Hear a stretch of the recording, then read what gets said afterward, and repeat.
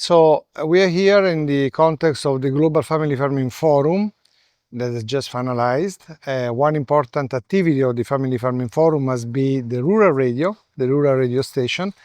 And this rural radio station is an element of the Family Farming Forum to call the attention of decision makers, institutions, and government, but also farmers' organizations about the importance of communication.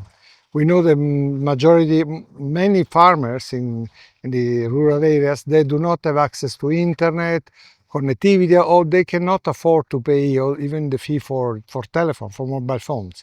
So in this case, the radio still plays a very important role, and especially an important role play radio broadcasters that are normally members of farmers organizations, NGOs, grassroots people, and really dedicated to the development of their community. So this time we came here with 8 radio broadcasters from Asia, Africa, and Latin America, and they organized radio programs around the different topics that were mentioned during the Global Forum, but with a variety of interviews to decision makers, farmers, and people, participants of this event. It was a very significant, very important. So the radio was organized like this. There was a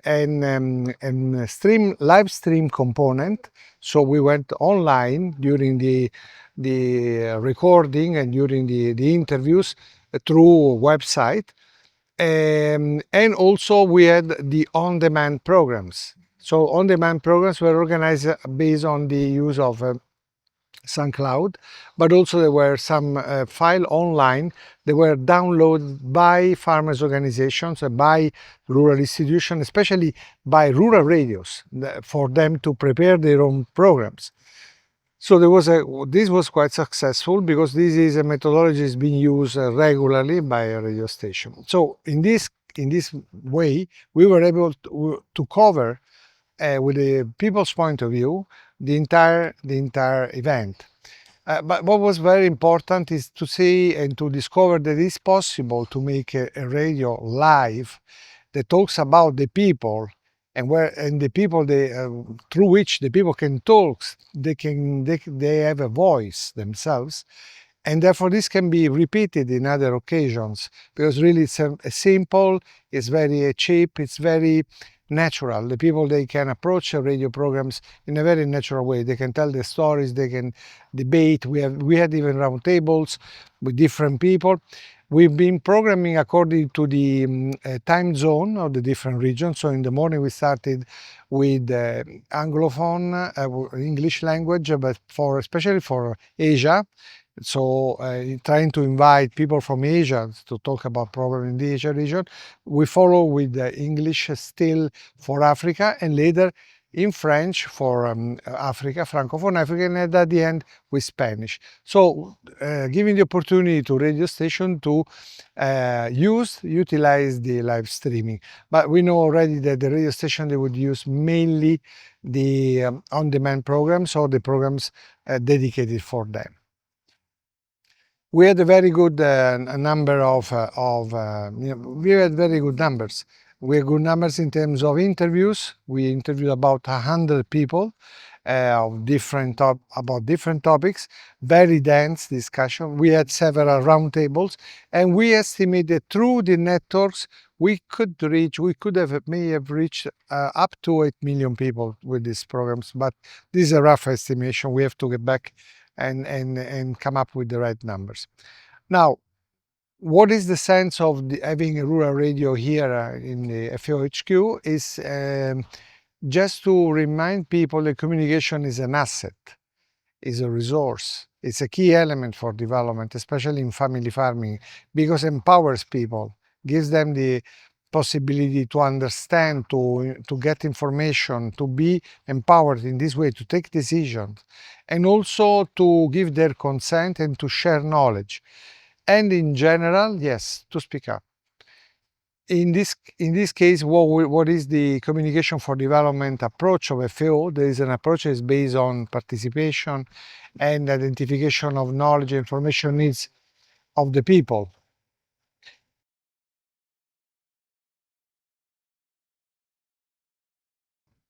So the communication for development approach that is relates to participatory communication, to start with the needs and information needs of the population, with their knowledge needs, their problems and their views and perspective, has been made visible thanks to the rural radio station here.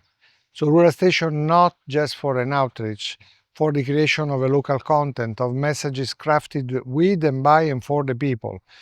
And this is the approach that FAO has been managing for decades, over 40 years of work in this field, everywhere in the world.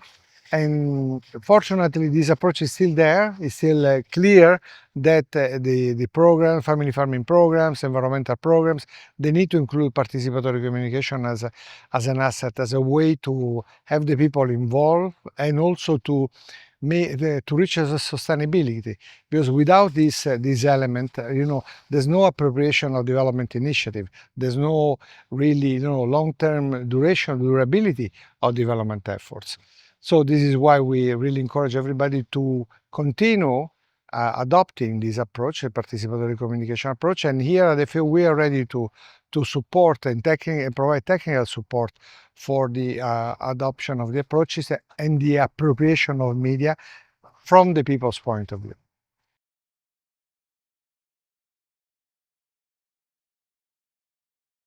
We're lucky this year because in the context of the Global Family Farming Forum, we had the opportunity to have a wonderful infrastructure, a model farm that represents really the environment in which family farmers they work. Of course, it's a representation, but it's been really amazing the way they've been bringing together the different elements.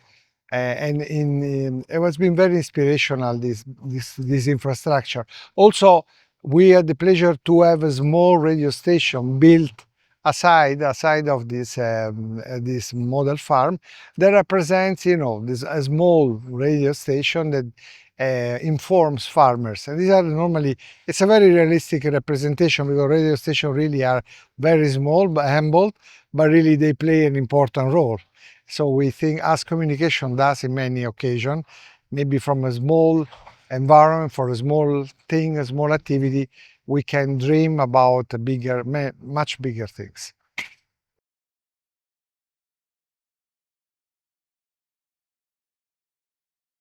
The Global Family Farming Forum has been an effort, and thanks to the partnership between primarily FAO and IFAD, because they are the one they really steer the secretariat of the UN Decade of Family Farming.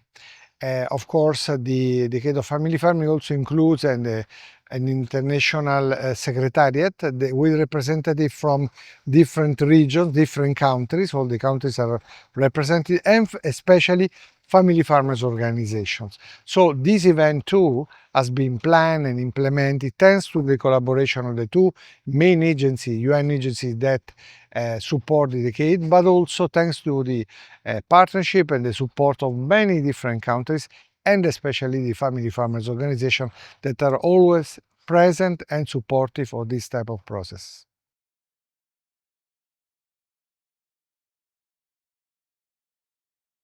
The family farming, the Global Forum has been implemented this year in the context of the World Food Forum. That is an initiative that is in the last 3 years has been organized by FAO to bring different actors together on different subjects. This year, again, the main subjects with specific fora dedicated to that were science and innovation, youth, and investments, agricultural investments, and also the family farming. So this sorry, I was about to forget, a very important element was also the indigenous people forum. So all these elements are part of what we call contribute to the sustainable food systems, investments, youth, science and innovation, indigenous people, and family farmers. And they are interlinked. So participants here, they had the opportunity to visit the different fora and to be made aware of the issues and that are in the agenda today for each of these topics.